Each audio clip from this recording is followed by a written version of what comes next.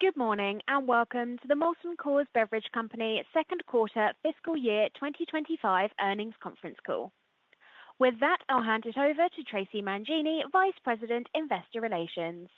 Thank you, Operator, and hello, everyone. Our discussion today includes forward-looking statements within the meaning of U.S. federal securities laws. For more information, please refer to the forward-looking statements disclosure in our earnings release. In addition, the definitions of or reconciliations for any non-U.S. GAAP measures are included in our earnings release. Given our quarterly performance, including financial and operational metrics and drivers, is detailed in our earnings release and earnings slides, which were made available earlier today on the IR section of our website. We will focus our prepared remarks on what we believe is top of mind for you, and that is the industry, how we're responding, capital allocation, and our financial outlook. And please note that given the current environment, we are providing a more detailed than typical review of our 2025 guidance drivers. We will then take your questions, and as always, we ask that you limit yourself to one question and then, if needed, return to the queue. With that, I'll pass it over to you, Gavin. Thank you, Traci. Hello, everybody, and thank you for joining the call. During the second quarter, we continued to execute against our strategic plans to support our long-term growth objectives and to return cash to shareholders while navigating a challenging and volatile macro environment. As a result of the uncertainty around the effects of geopolitical events and global trade and immigration policies, consumer sentiment in the U.S. has remained at relatively low historical levels. This has continued to pressure consumption trends. These macro impacts in the U.S. have had a disproportionate effect on the lower income and Hispanic consumer. And within beer, these consumer segments have driven a reduction in the number of buyers as well as spend, with a shift to singles in the second quarter. In addition, while less impactful, certain regions of the U.S. experienced some severe weather conditions during the quarter, which had a notable impact on the important Memorial Day weekend. These factors have resulted in a much softer U.S. beer industry so far this year than we had previously expected. Recall our guidance issued on May the 8th had assumed the U.S. industry would improve for the balance of the year, from down approximately 5% in the first quarter to levels closer to that of the last several years, which averaged down around 3%. But in the second quarter, the industry continued to be down around 5%.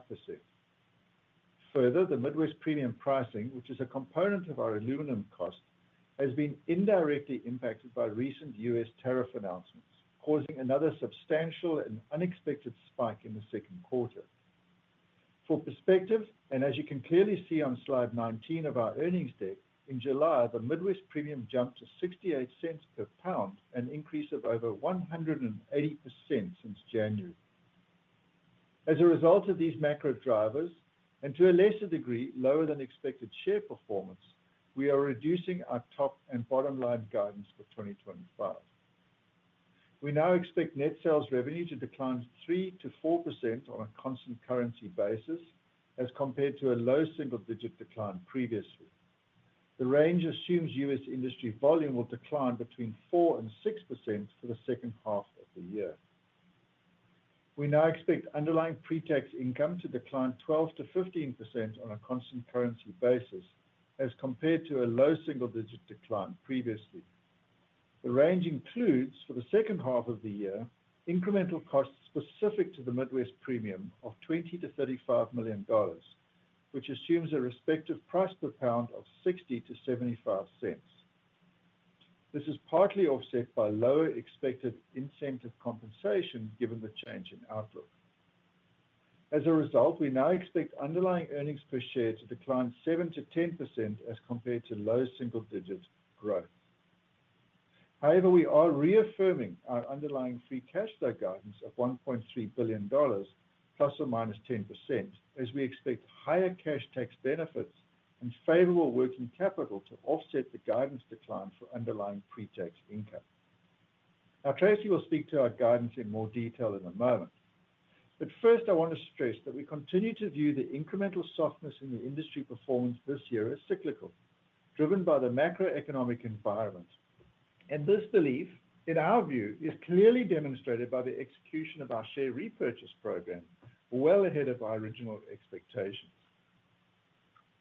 While U.S. consumer basket sizes are smaller in the current environment, the percent of alcohol in those baskets has remained the same. And legal drinking age consumers continue to engage with beer at similar levels across all generations, and compared to historical levels, it's the occasions that are less. Recognizing this, our strategy was built to develop a portfolio that appeals to a wide range of preferences and captures more occasions. So, as we navigate these macro pressures, we are continuing to execute this strategy and prudently invest behind our business. To build on the strength of our core power brands, to premiumize our business in both beer and beyond beer, and to develop and leverage our capabilities and partnerships to support profitable growth. In the US, our core power brands, Coors Light, Miller Lite, and Coors Banquet, have retained the unprecedented shelf space gains achieved in spring of 2024. Collectively, they commanded a 15.2% volume share of the industry for the first half of the year. Recall that 3 years ago, these brands collectively commanded 13.4% of the US industry. And what's clear in the scanner data, and as shown on slide 20, is that these brands have held most of their share gains from the last 2 years through the second quarter. Banquet in particular has been a strong performer. After 16 consecutive quarters of share growth, it was a top 5 volume share growth brand in the quarter. And given it's in only about half the buying outlets of Coors Light, we believe there is significant distribution runway ahead. In fact, Banquet gained over 15% distribution in the first half of this year, growing across every channel and on top of over 15% growth in the same period last year. In Canada, despite a challenging industry backdrop, the Molson family of brands, with its deep Canadian roots, posted another quarter of volume share gains, while Coors Light, which is proudly locally produced, held its number 1 light beer position in the industry. In EMEA and APAC, the industry in the UK has remained highly competitive, and in the Central and Eastern Europe region, it continues to experience softness related to escalating global and local political and economic tensions. But our brands like Carling in the UK and Ožujsko in Croatia remain segment leaders in their respective markets, which we intend to continue to support with targeted commercial plans. Turning to premiumization, as we have said for several quarters now, in the US there has been a shift to value-seeking behaviors, but it has been focused on pack size rather than on brands. And despite the pressure on the consumer, the industry continues to premiumize, albeit currently at a slower pace. So we remain committed to our premiumization plans, which are focused on both beer and beyond beer. Over the last few years, we have talked a lot about our premiumization successes outside the US. In EMEA and APAC, it's been fueled by a hugely successful innovation, Madrí, which we believe still has significant runway, both in its initial market of the UK and through recent geographic and brand extensions. In fact, in the latest 12 weeks as of June 14, Madrí had overtaken Peroni to become the number 2 brand in the world lager segment and number 4 beer overall in terms of value across total trade in the UK. In Canada, premiumization has been led by the ongoing strength of Miller Lite and our flavor portfolio. But in the US, our largest market, we under-index in above premium, which makes it a big opportunity. Our Peroni plans that began in the second quarter are starting to show positive results, with the brand growing volume double digits in the last 13 weeks through July the 27th, supported by continued growth in chain and on-premise placements.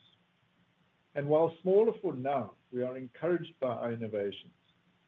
Blue Moon Non-Al continues its rapid growth, and we are seeing growing placements for our new higher ABV brands, Blue Moon Extra, Simply Bold, and Topo Chico Max Margarita. These higher ABV brands not only support our push to expand in C-stores, but are particularly timely given current value-seeking behaviors. And while these innovations are helpful to their respective brand families, we recognize the challenges of their big flagship brands and are focused on stabilizing them. For example, with Blue Moon, we have completed the pack size conversion to 12 from 15 packs. This was a near-term volume headwind, but it's very positive for margin. In the on-premise, which is a big channel for Blue Moon, we saw dollar share trend improvement during the second quarter. And in the third quarter, we have been ramping up a new national advertising campaign with comedian Colin Jost. And then there is non-alc. Fever-Tree is now our highest NSR per hectoliter brand aside from full-strength spirits. While we began to consolidate Fever-Tree into our financials in February, we only completed the distribution network transition in June. And the incoming distributors are very excited about the opportunity to significantly expand Fever-Tree's presence across both existing and new channels and buying outlets. It's early days, but the brand has already contributed meaningfully as the key driver of positive brand mix in the Americas.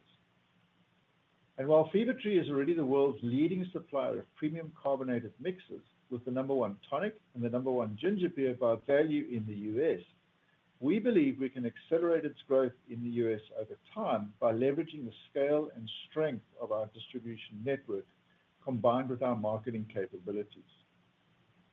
Now, before I pass it to Tracy, I'll sum it up to say it's been a difficult start to the year, but we view beer as resilient. And amid a challenging macro backdrop, we are focusing on what we can control to position our portfolio and our business for long-term success. That means keeping our core power brands healthy, continuing to premiumize in the EMEA and APAC and Canada, and successfully executing our plans in the US. Leveraging our deep capabilities across our organization to support premiumization and focused innovation, supply chain efficiencies, and commercial effectiveness. And utilizing our enhanced financial flexibility to prudently invest in our business and return cash to shareholders. And with that, I will pass it to Tracy. Thank you, Gavin. We are very pleased with the health of our balance sheet and our strong cash generation. And this is particularly important during a challenging macro environment, as it allows us to continue to invest behind our brands to help ensure their long-term health, to continue to make capital investments that support our growth initiatives and cost savings plans, and to not only pay what we view as a competitive dividend, but also execute a meaningful share repurchase program as we continue to believe our stock is a compelling investment. In fact, we have raised the quarterly dividend each year since 2021, and we have actively executed our current share repurchase plan since it was announced in October 2023. We have repurchased 9.4% of our Class B shares outstanding. It's an up to 5-year, $2 billion plan, and we have utilized almost 55% in under 2 years. For perspective, if we had executed it on a straight line basis, we would have only utilized 35% of the plan so far. With that, let's discuss our financial outlook. First, the impacts of the global macro environment are multifaceted and difficult to predict. And while we have included in our guidance our best estimate of some of these factors, external drivers may significantly impact our actual results either up or down. As it relates to tariffs, as we have previously said, while we are a global business, our products are generally made in the markets in which they are sold and with locally sourced ingredients. So we don't expect a material direct impact from the known tariffs on our input costs. That said, tariffs do have indirect impacts, like the recent spike in the Midwest premium pricing. While our extensive hedging program can help to mitigate some of the impacts, due to the guardrails of our program, we are never fully hedged. Further, given its opaque pricing and at times limited liquidity, hedging the Midwest premium can be difficult and expensive. And for these reasons, the Midwest premium is one of the commodities for which we currently have the least amount of hedged coverage. With that, let's discuss the drivers of the guidance Gavin outlined. Our top-line guidance range now assumes the U.S. industry is down 4 to 6% for the second half of the year. Our price mix assumptions are unchanged. We expect an annual net price increase of 1 to 2% in North America, in line with the average historical range. We expect mixed benefits from cycling contract brewing from 2024, as well as from premiumization. We expect to grow above premium net brand revenue in EMEA and APAC, and Canada, as well as make progress on our U.S. above premium initiative. Fever-Tree and the consolidation of ZOA are incremental to the top line, but we are also cycling the divestiture of the smaller regional craft breweries in the third quarter of 2024, and more significantly, 2024 Pabst and Labatt contract brewing volume as these contracts terminated at the end of last year. We expect the related Americas contract brewing headwind to be 1.9 million hectoliters in 2025. In the first half, we cycled over 1.1 million hectoliters, and we will cycle over 450,000 hectoliters in the third quarter. Also, last year we had higher than typical first half inventory build related to the Fort Worth strike, which ended in mid-May. As a result, STWs outpaced STRs by 1.1 million hectoliters in the first half of last year. This year, STWs outpaced STRs by 800,000 hectoliters in the first half. So year on year, we had an approximate 300,000 hectoliter shipment timing headwind in the first half that we expect to reverse in the second half and mainly in the third quarter.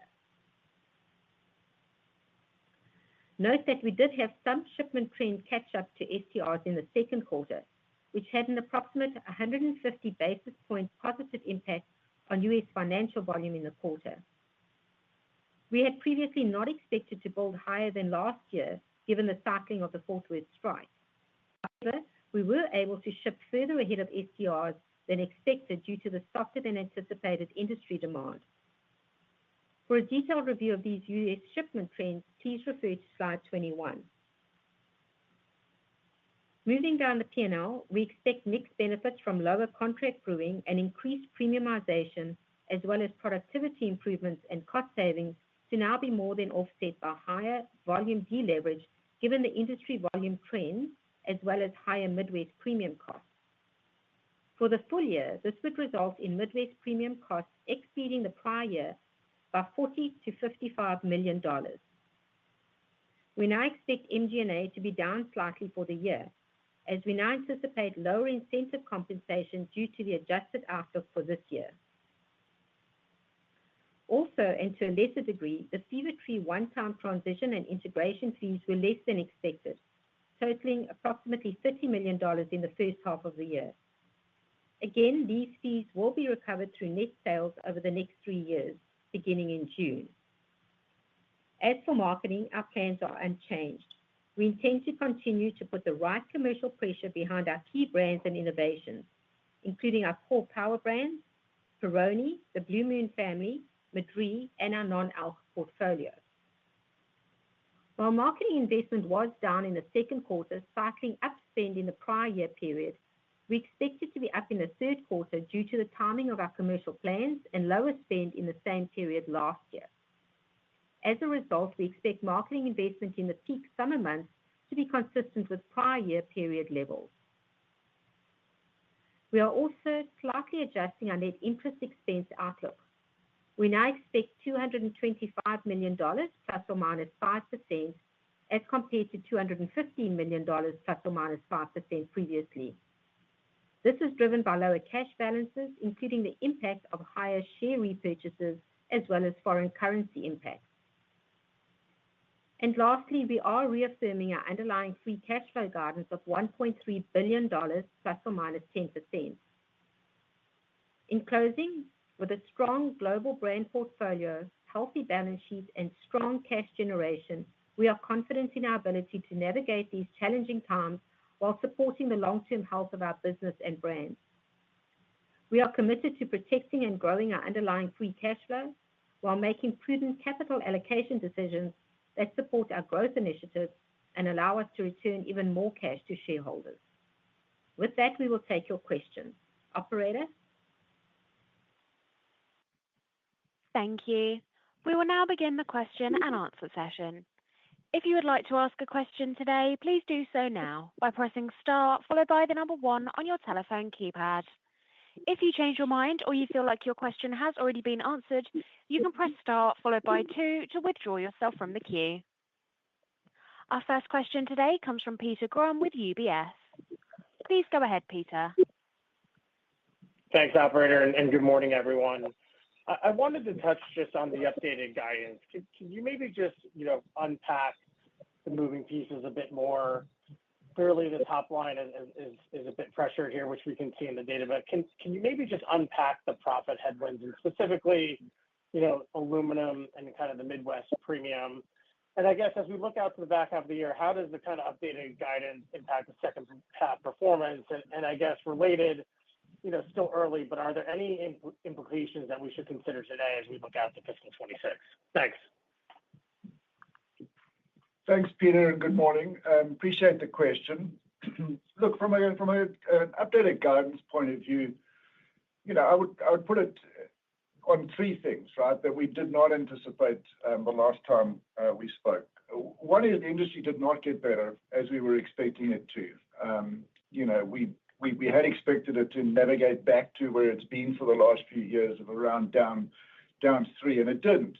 And certainly consumer confidence and the macro environment, whilst we continue to believe very strongly that it is cyclical, we're not seeing any signs of that changing in the balance of the year, and it certainly didn't in the second quarter. So that was probably the biggest driver.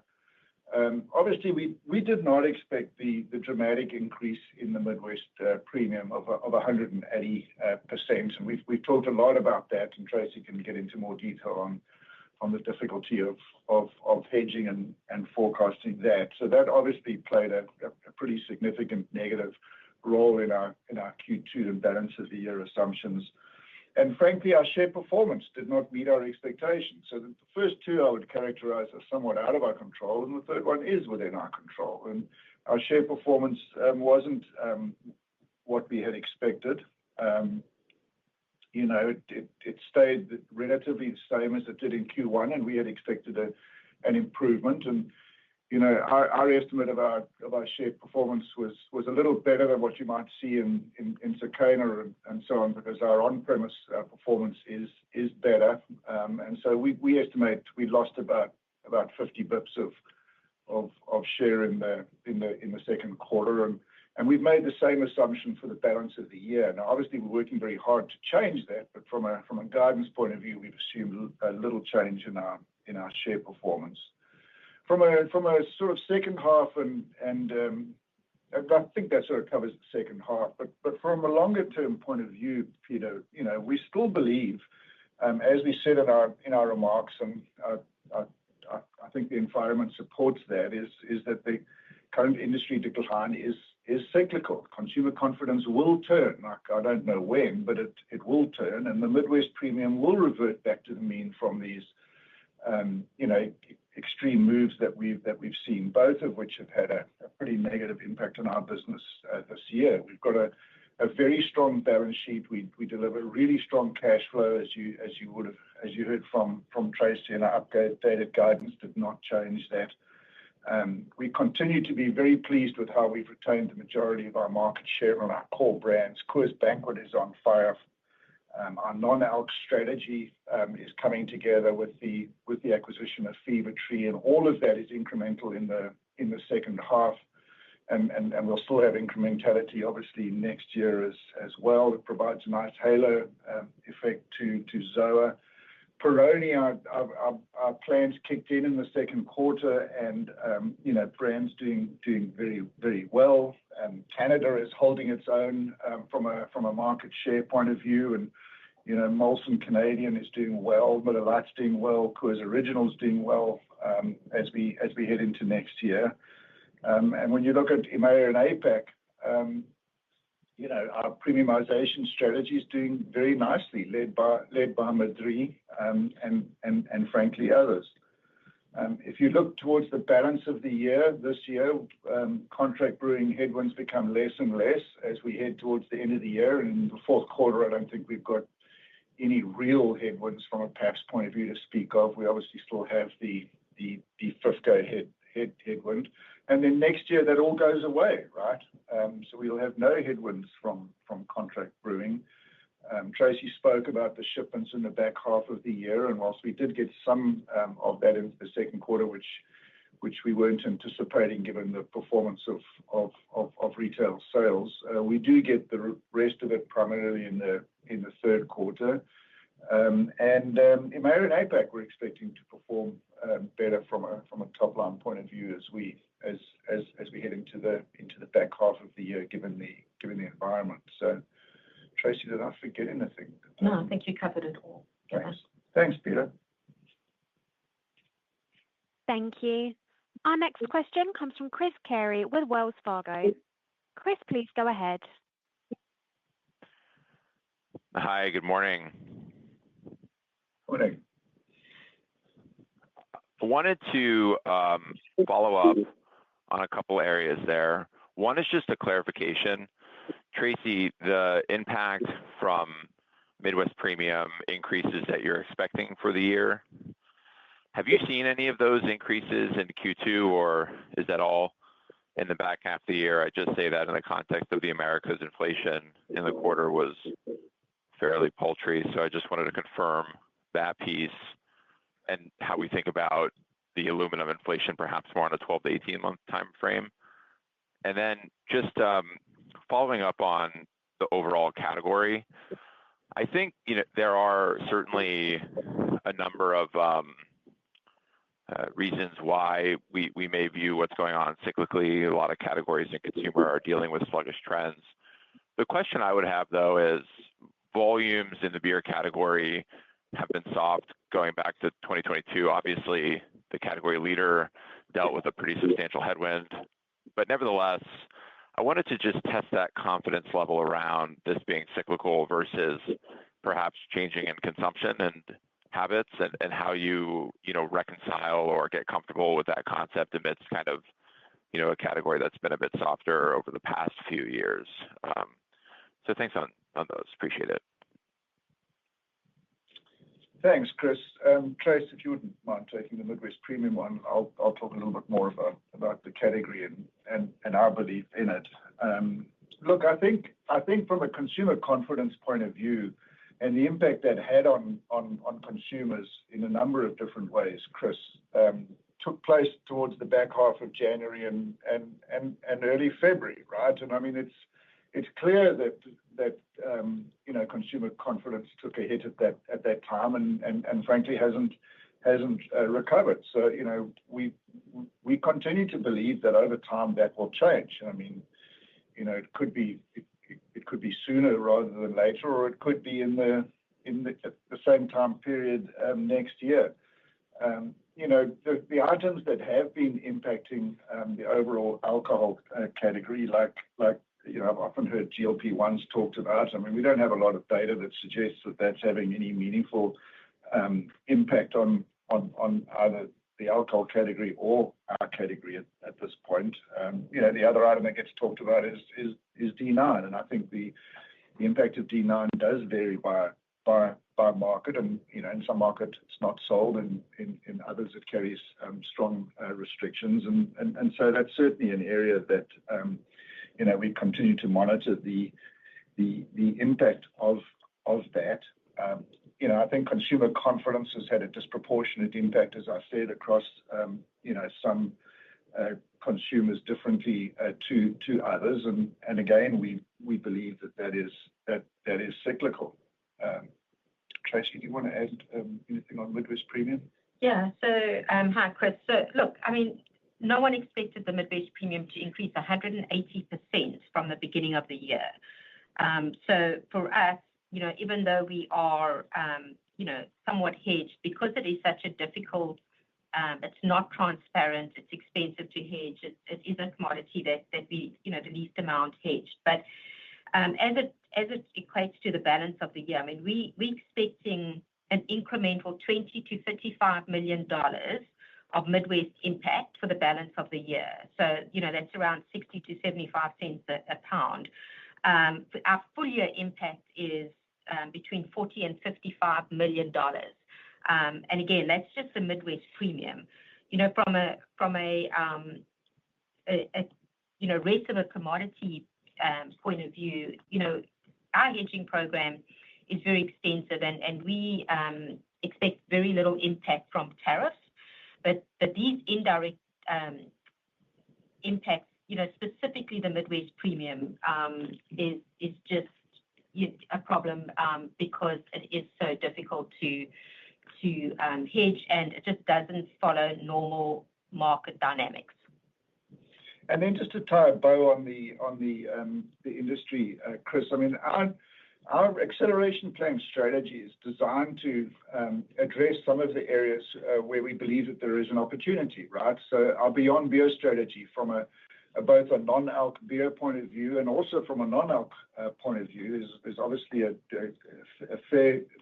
fairly close tie-in between Fever-Tree from a mixer point of view and alcohol. And so that's an area that we're leaning into and feeling really good about the initial progress that we've made on Fever-Tree. So our innovation strategy and our brand portfolio strategy is designed to address consumers' changed consumption habits and differing occasions. Thank you. Our next question comes from Andrea Teixeira with JP Morgan. Please go ahead. Thank you, Operator, and good morning, everyone. Kevin, and I appreciate your comments on the consumer confidence potentially improving. Now, I'm curious to see if you're seeing any green shoots, because all we hear from your peers and retailers is that obviously with inflation hitting harder in the second half with tariffs, we could see things getting worse before they can get better. So can you comment on the exit rate for consumption in North America and Europe? I know from your slides, and I appreciate the details there, you're still running STWs against STRs at a higher level. So I was hoping to see if you can help us with the cadence as we incorporate your new guide.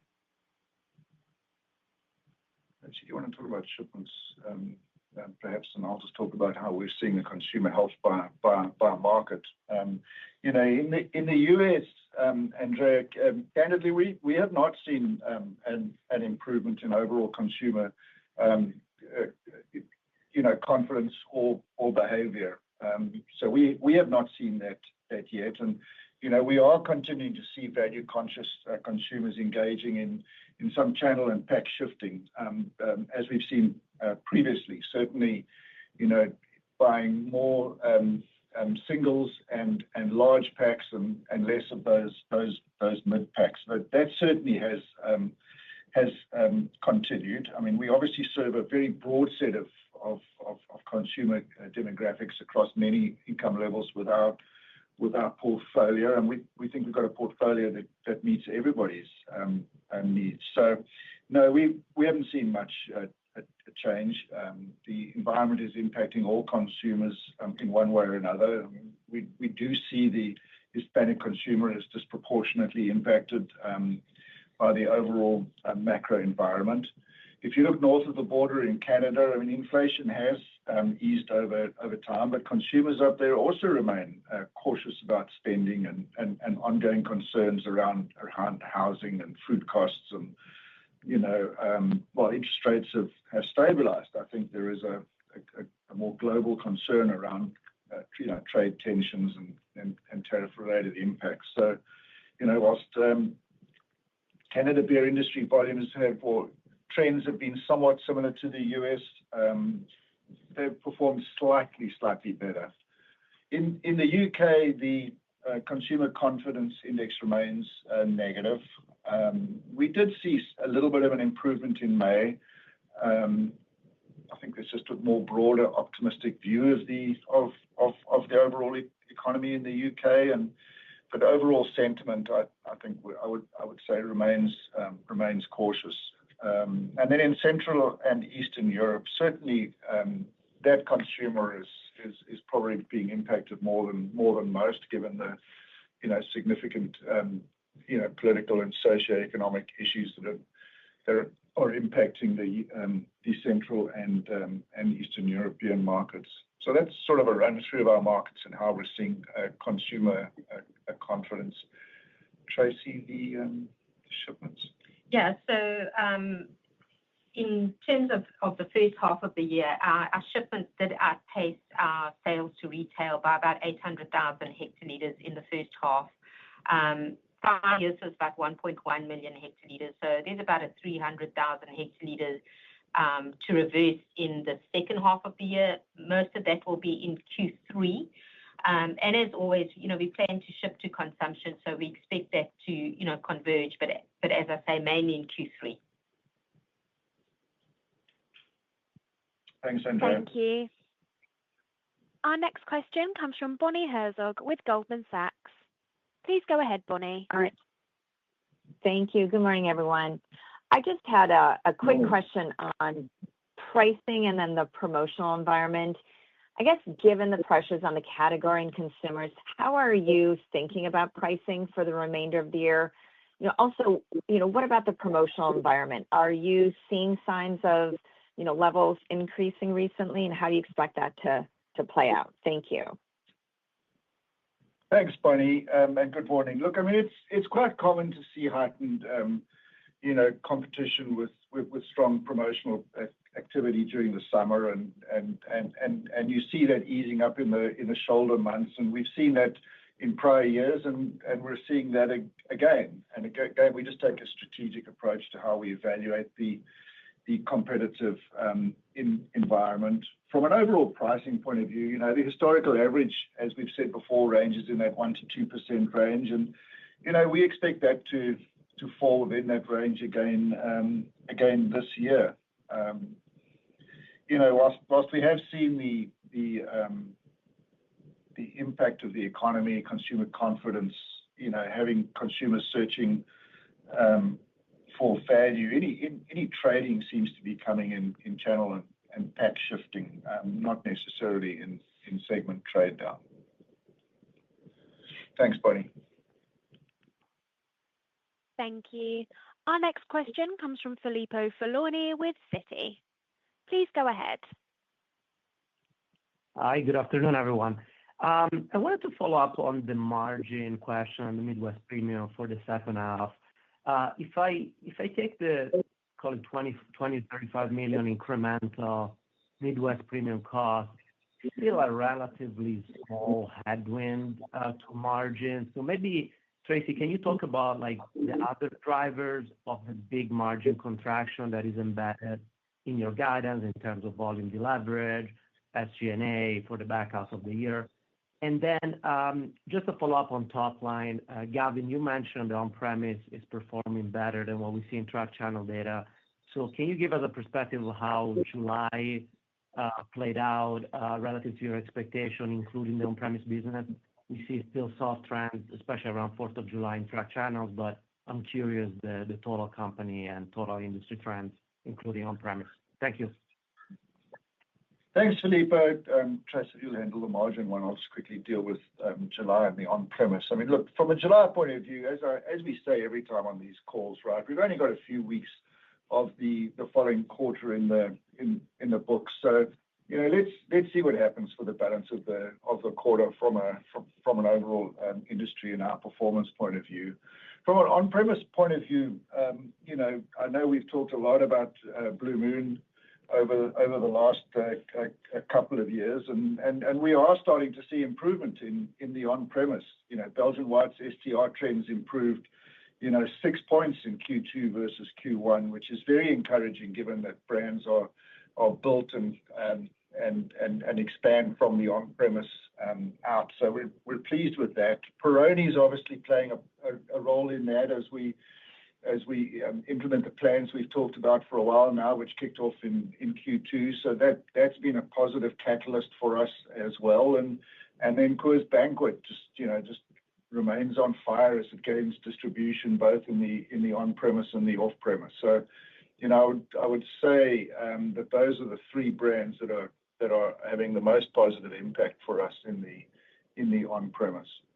Tracy, do you want to get into margin a little bit more? So then, Filippo, look, from a margin point of view, we don't specifically give gross margin guidance, but just to note, our underlying gross margin percentage has improved in each of the last 2 years. But a couple of things as we look at 2025. So we've spoken about the top line. In terms of the COGS, we do have the deleverage headwind driven by the contract brewing, which we've discussed.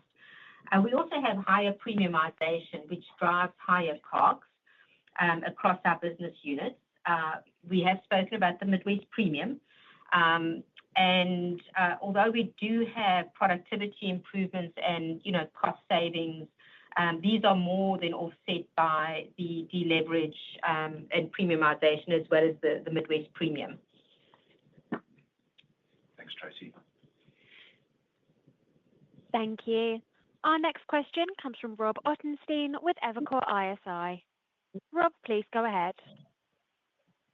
Great. Thank you very much. So, Gavin, a pretty pessimistic view on second half volumes for the industry, and I'm assuming that July was pretty bad. And this is, in the face of, I think, easier comps, given how bad the weather was last year. So I guess what I'd love you to help us think through, assuming that does play out the way you're guiding to, what are the impacts on the industry and how can the industry address that? So are you starting to see pressure, for instance, on shelf space, not for you specifically, but for the beer industry as a whole, as retailers start to look at the fall and shelf set changes and into next year and how you may be combating that? Any impact on not just yours, but industry brewery footprint, the potential for some sort of consolidation of volumes, and maybe doing a reverse, doing more contract brewing instead of letting contracts go, actually maybe bring more in to keep brewery utilization going, given the high fixed costs of breweries and dependence on volume. So just love to get your thoughts on industry action, your reaction to these unprecedented volume declines. Thank you.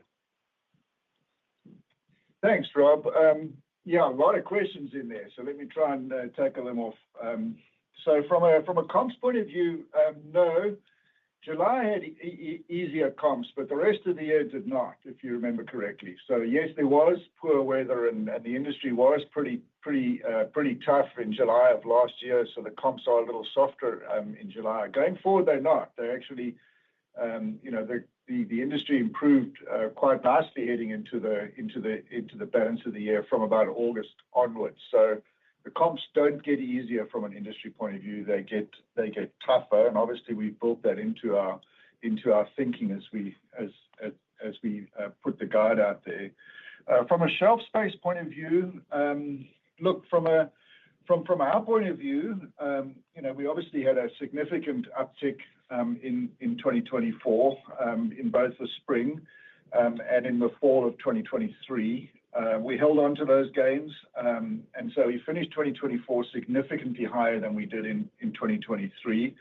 And again, in the spring of this year, we held on to those shelf gains, and Banquet again was a particularly strong beneficiary of that. We gained strong double digits, and we're not expecting to see significant activity for the fall of 2025 based on what we're seeing and what we're hearing, and frankly, we would know if it was different by this time.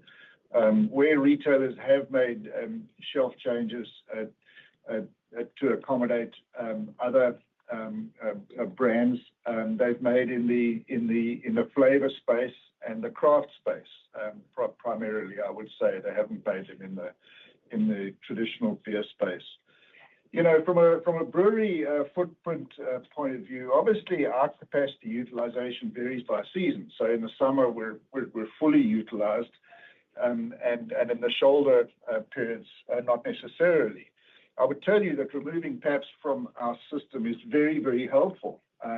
It has allowed us to remove a lot of complexity. It's allowed us to free up capacity in the summer. It certainly helped our decision to onshore Peroni which we have now completed, and it's completely onshored. And obviously, we see a big opportunity for Peroni, and we're starting to see that benefit coming through in the second quarter. I've often said and look forward to seeing in the future that Peroni can. There's no reason why it can't be as big as its other European competitors, and we certainly gained meaningful share versus our European competitors in the second quarter. Now that our plans have kicked in, it allowed us to tidy up our footprint, by closing a couple of smaller breweries. So we were able to tidy that up, and it certainly allowed us to bring Yuengling and our Yuengling relationship into our business and produce in a couple of breweries, and it will allow us to expand further with Yuengling when the time is right. So, as it relates to the brewery footprint, we're pleased with our brewery footprint, and I think that covers off on all of Rob's points, Tracy. Thanks, Rob. Thank you. Our next question comes from Eric Serotta with Morgan Stanley. Please go ahead, Eric. Great. Good afternoon. Good morning, everyone. Wanted to first ask you, Gavin, in terms of the recent market share trends. Clearly, the off-premise trends, at least, have weakened vis-a-vis your largest competitor. I know you called out better on-prem trends, but are there any changes to your marketing or go-to-market strategies that you're implementing or contemplating in light of what seems like a resurgent competitor, at least for two of their main brands? And then for Tracy, a couple of housekeeping items. Could you help quantify how much the incentive comp reversal was? Was that all in the second quarter? And then in terms of the free cash flow, how much of the bridge between the earnings reduction and the free cash flow reiteration is the cash tax and working capital, and all else equal, would the working capital benefits reverse next year, or are these sustainable? I know there's a lot there, but thank you. Thanks, Eric. A lot there. Let me see if I can answer that. Look, I think from an overall share point of view, I think I'd start by saying that our total Molson Coors share trends in the US, now I'm talking specifically the US, has improved each quarter since the third quarter last year, right? So, Q3 we were down about 100 basis points. Q4 we were down about 70. Q1 was down about 60. Q2 was about the same, right? And if you peel back the envelope as to where we are losing that, it's in flavors and seltzers is the biggest part of that decline. And so, we are seeing some improvements in Topo Chico. It's not enough to offset the declines that we're seeing on Simply and Vizzy. From an economy portfolio point of view, that's roughly about another third of the decline. And obviously, our two focus brands in there, Miller High Life and Keystone Light, are showing better trends than the number of tail brands that we still have in that segment. And then core, right? We talk, and I have talked a lot about our core share retention because it's factually correct. We have retained 180 basis points of the share that we gained in 2022, and it is meaningful. Banquet continues to be the star of the show there. It's up another 20 basis points in Q2, and it remains one of the fastest growing major beer brands in the US. In fact, it grew in all 50 states plus Washington, D.C. in the first half of the year. So we are very pleased with Coors Banquet's performance. What are we doing about the rest? Well, as we head into Q3, we're focused on driving our Miller Lite 50th anniversary campaign. We're going to execute strongly behind our NFL Alliance presence. We We have a relationship with a number of NFL teams, so you'll see us in all channels. We'll see incremental media pressure, particularly in our Great Lakes geography. We're going to be executing against our Coors Light college programming with our ESPN Game Day partnership. And we're going to continue to put the accelerator down on Coors Banquet's momentum with the Start Your Legacy program. From an above premium point of view, I've talked a lot about Peroni and Madrí. From a Blue Moon point of view, we are working very hard to change the trajectory of that brand, and we are, as I said earlier, seeing green shoots starting to show up in the on-premise, and we're seeing good performance behind our innovation, particularly Blue Moon non-alc. But from a higher ABV point of view, obviously our strategy behind Blue Moon and Simply and Topo Chico in the convenience stores is something we're putting effort behind starting in the second quarter. So, big important brand for us. It's a top priority for us in above premium, and we remain very committed to turning it around. I think that was all.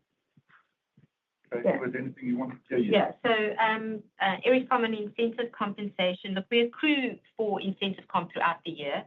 And then, based on our adjusted outlook for our guidance, we have reversed a large portion of what we had accrued in the first half of the year.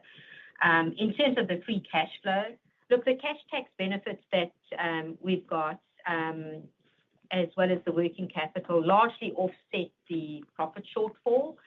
And then if you recall, when we had our Q1, we did cut our capital spend by about $100 million. So, that gives us the free cash flow of around $1.3 billion, plus or minus 10%, as we have guided to. Thanks, Tracy.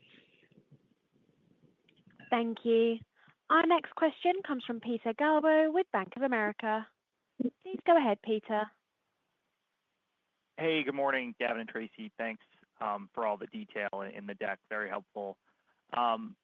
Tracy, I just wanted to go back maybe to Filippo's question, particularly around the volume deleverage piece. I think it was about a 300 basis point impact in the first half. And I know that you kind of gave some high-level commentary on what it would be for the year, but was just hoping to unpack that a bit more as we think about the second half and the year specifically, how we should think about the volume deleverage impact. Thanks very much. Yeah. So in terms of our outlook for the year, what we have said is that STWs outpaced the STRs by about 800,000 hectoliters in the first half of the year. We always plan to ship to consumption.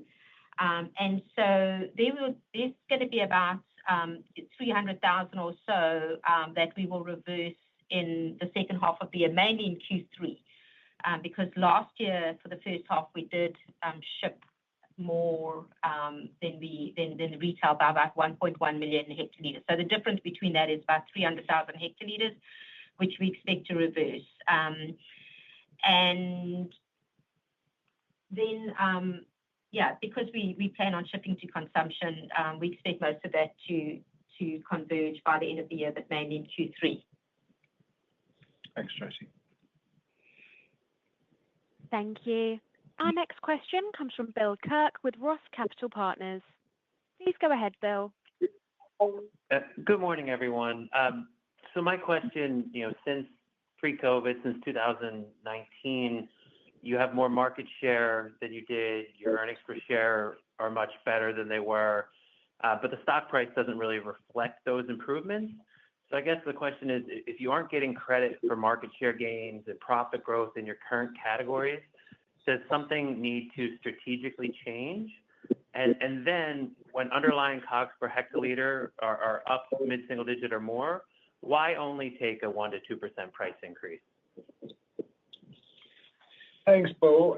Look, from the first part of your question, I mean, obviously, and we've said this before as well, right, is we believe that our business is a very attractive investment at these levels, and we continue to demonstrate our belief by buying back significantly ahead of the authorized board program.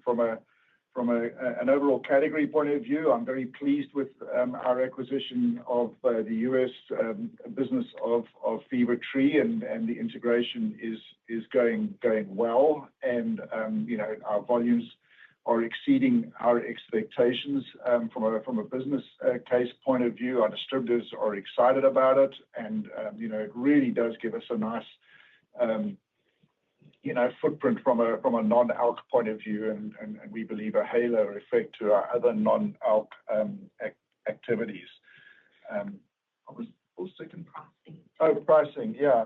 I mean, look, Bill, we obviously look at pricing from every single market is different, every state is different, every brand is different, and we obviously take any number of factors into account, not only input costs, but also consumers' behavior and receptivity to price increases and so on. So we've got a very robust revenue management program, and we will and continue to do what we think is best for our brands in every single market.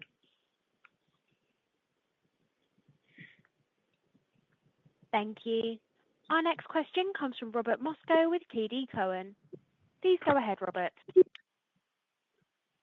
Hi, thanks for the question. In the past couple of years, the productivity gains at Molson Coors have been substantial and helped offset a lot of the negative impact from volume deleverage.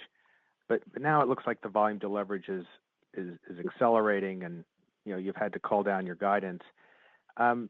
Tracy and Gavin, at what point do you have to take another look at your asset footprint, both in terms of manufacturing and distribution?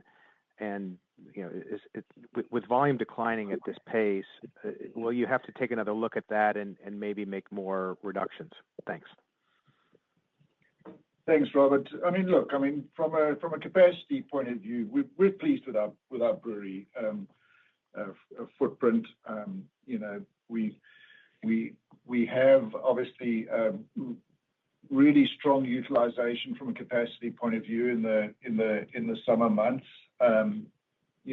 We've removed contract brewing from our system completely, which is why we have that headwind and have had the headwind all year. That obviously starts to tail off as we head into the back half of this year. But not much more I can say than what I said earlier, Robert. I mean, removing PAS from our system has proven to be very helpful. It's allowed us to take a lot of complexity out of our system. It's allowed us to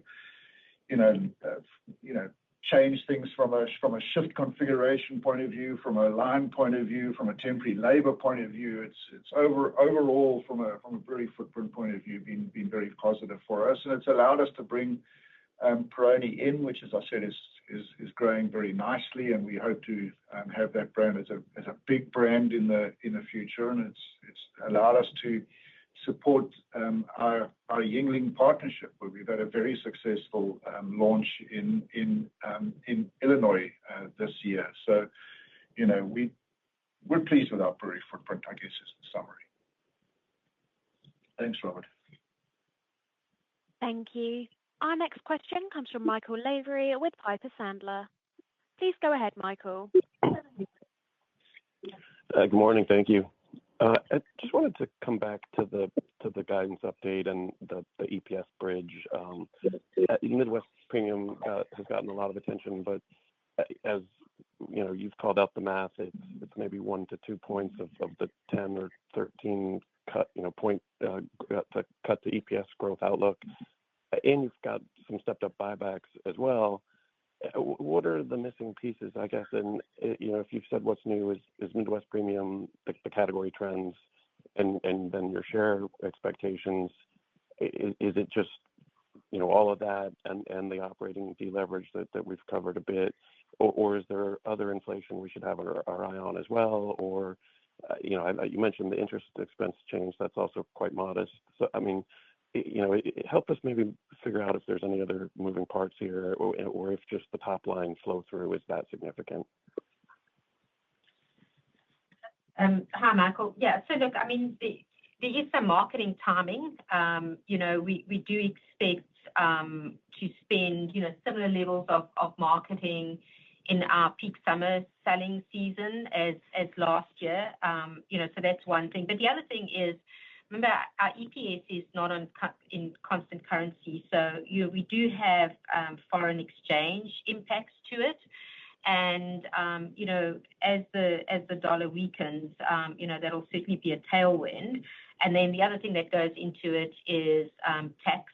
Now, we have kept our effective tax rate guidance, at the same levels as what we had previously. But those could be, two items that do impact our EPS. But yeah, just probably to call out that, although marketing was down in Q2, we do expect it to be up in Q3 because of some of the timing of our commercial plans and also cycling lower spending in prior year. Thanks, Tracy. Thank you. Our next question comes from Lauren Lieberman with Barclays. Please go ahead. Great. Thanks. Good morning. So I know you talked about the softer U.S. share performance in the release, and I was just curious to kind of talk a little bit more about that, given the competitive premium light space these days. And are there any specific regions in the U.S. where you're seeing underperformance? And I know you said the guidance for the second half assumes these share trends kind of are consistent. You just commented on marketing, but I was curious about plans to defend share in the second half and beyond. Is there a point where you'd consider addressing pricing? Is it a matter of, more marketing, or is the view more like don't overspend into a soft market backdrop? Thanks. Yeah, thanks, Lauren. Look, I mean, we're obviously very thoughtful about how we spend our marketing and we turn it over, quite carefully. But certainly we're seeing, really pleasing momentum in a number of our brands, without wishing to repeat myself too much, right? I mean, we're seeing strong momentum behind Banquet, Peroni, and we've got our non-alc portfolio coming in. Fever-Tree, we're spending more money behind it. Madrí in our other markets has performed very well. So, notwithstanding the current overall macro environment, which we, as I said, believe is cyclical, we're going to continue to invest behind our brands so that, when the tide turns, they're in the best position that they can be. I talked a little earlier on about, some of the areas that we're focusing in on our core brands, not only Banquet, but also Miller Lite and Coors Light, and we're going to continue to support those. But you can be assured that we turn over every marketing and sales dollar carefully for effectiveness before we spend it. Thank you. Our next question comes from Carlos Laboy with HSBC. Please go ahead. Yes. Good morning, everyone. Can you come back, please, to the cash offsets that you mentioned earlier? You mentioned tax benefits. There was another one. If you could expand on both of those, please, it would be helpful. Yeah. So for our free cash flow, we've received some cash tax benefits this year, as well as some working capital improvements. So that has enabled us to keep our free cash flow guidance at the $1.3 billion plus or minus 10%. Those were the two items that we mentioned in particular. The biggest driver there, obviously, is the benefit coming out of capital, right? Capital deductibility from one big beautiful bill point of view. Yeah.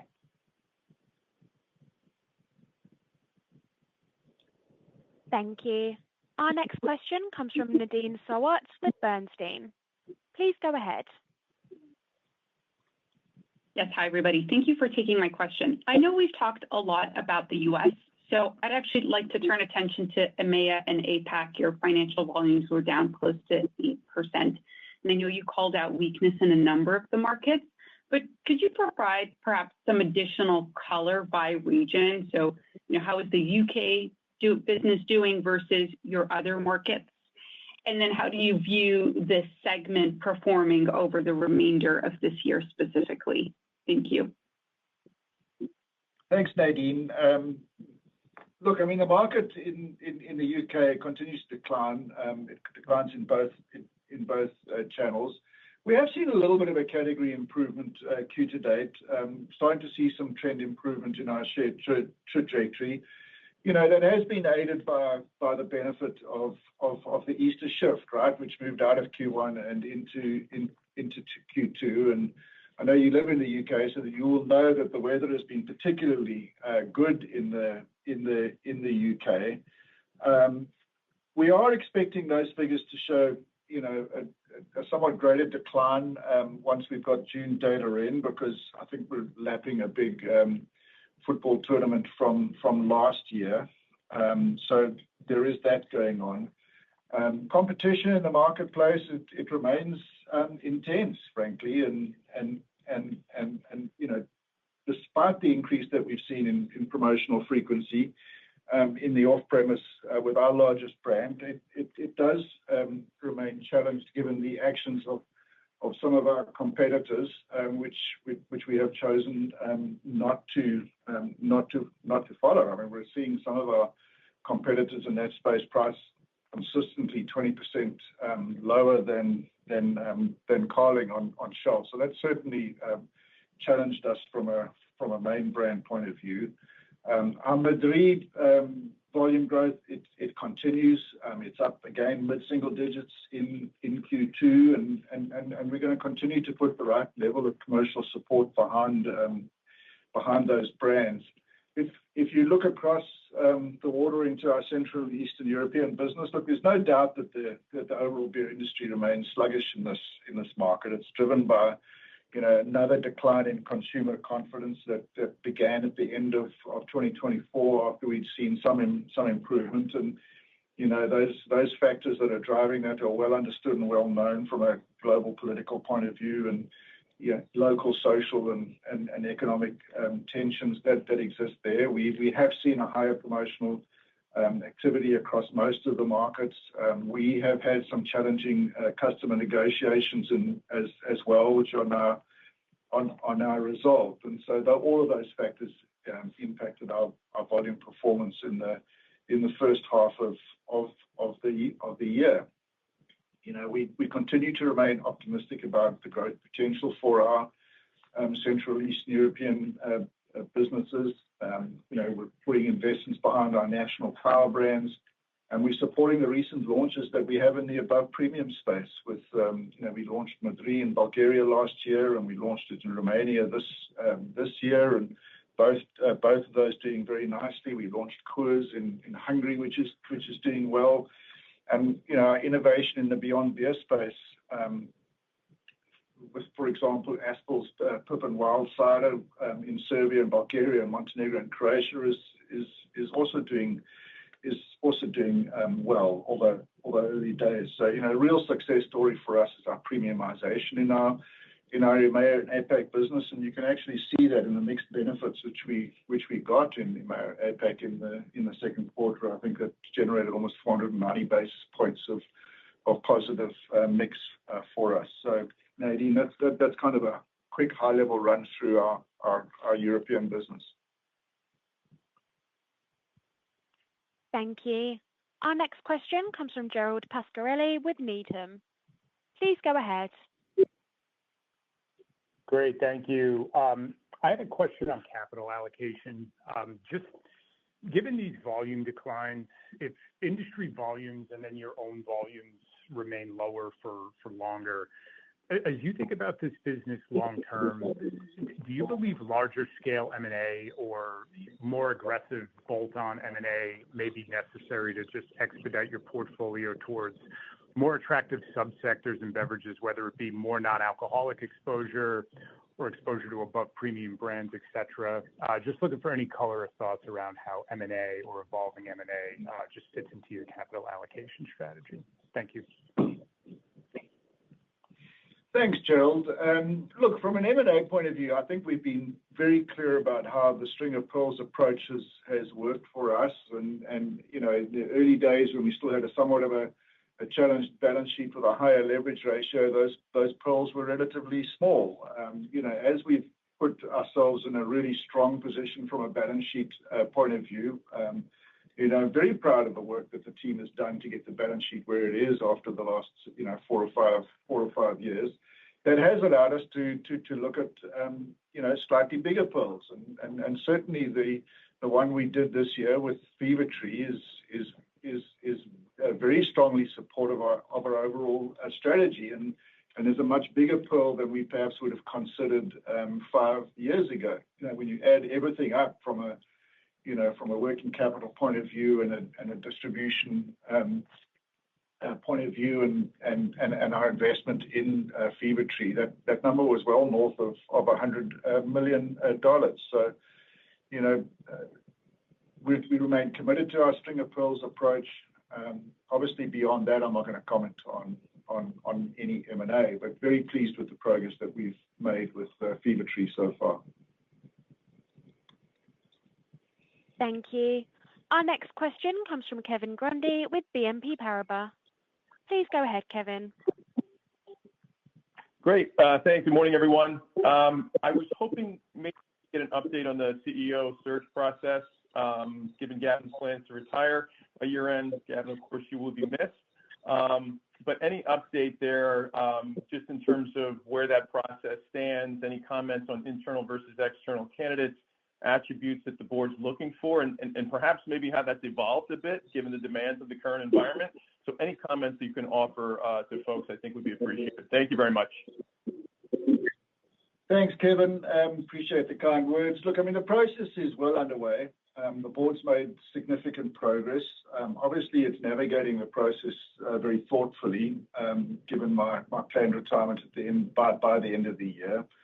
In terms of capabilities, you know, the board is paying a lot of attention to both relevant business leadership experience along with a cultural fit. Obviously, I'm very proud of the culture we built here at Molson Coors. It's very special. As we've said previously, you know, it's fairly common for companies of our size to look at both internal and external candidates for a CEO position, and that's what our board is doing at the moment. They remain, you know, supportive of our current long-term strategy. Though obviously, I would expect any new CEO to put their own stamp on the company. So, you know, that's the update, Kevin. Thank you. Those are all the questions we have today, and so I'll hand the call back over to Gavin for closing remarks. Thank you, operator. Appreciate that. Appreciate all the questions. I'd like to close by thanking our Molson Coors team and our partners for their continued support behind our business and our brands. You know, I continue to be very proud of the dedication and commitment of our over 16,000 employees, our incredible partners, and our best-in-class distributor network. You know, I'm confident that together we can navigate this challenging environment and certainly emerge stronger with this team behind us. So thanks for your time today. Thank you, everyone, for joining us today. This concludes our call, and you may now disconnect your lines.